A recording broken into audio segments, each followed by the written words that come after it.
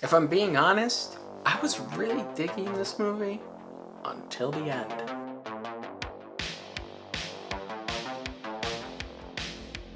So, Ghosts of War. Ooh. It's a World War II movie with a little bit of a twist. The house that these American soldiers are guarding, it's haunted.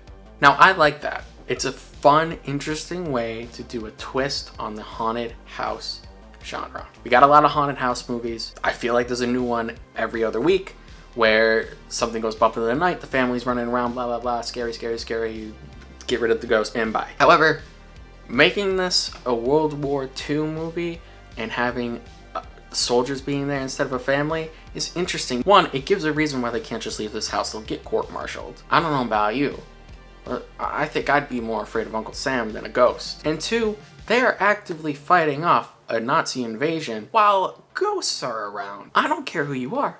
That's pretty neat. So let's talk about the good things this movie has going for it. First of all, I think the battle scenes that they have are fun. Now, they're kind of few and far between, but when they happen, they're well shot, well acted. It's not Saving Private Ryan, but it's serviceable. Kind of reminds me maybe of the World War II movies of John Wayne more than it reminds me of something like Saving Private Ryan.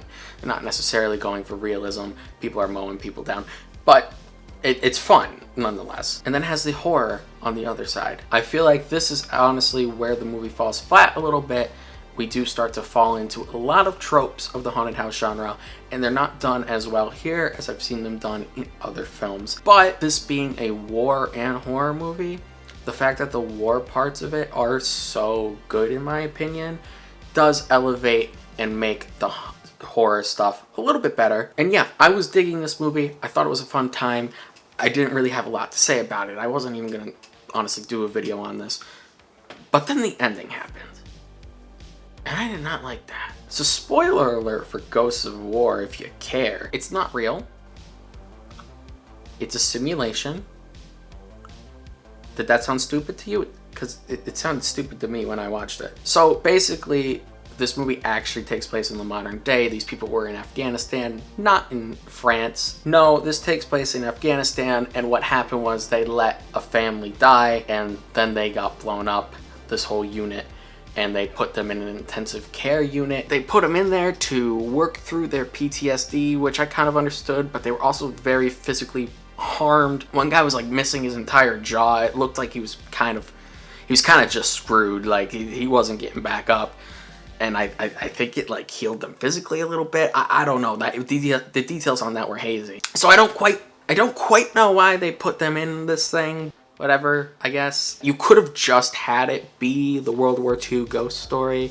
Kind of like the movie Dead Birds, which I watched but never reviewed. Yeah, that was so out of left field. It really threw me off, and honestly, it knocked the movie down a peg for me. I think they thought they were doing something clever with that title too, Ghosts of War being a double entendre for literal ghosts that we see, and then the memories of the bad things you do.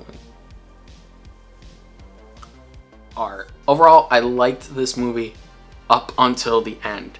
I thought it was a lot of fun until it wasn't. Now, it's not to say that it's necessarily bad, but to be honest, it wasn't great before, and then they didn't stick the landing at the end, so I'm gonna give the movie a C. I recommend watching it if you like cheesy horror movies, but there is nothing else other than that. Cheesy horror or war movies.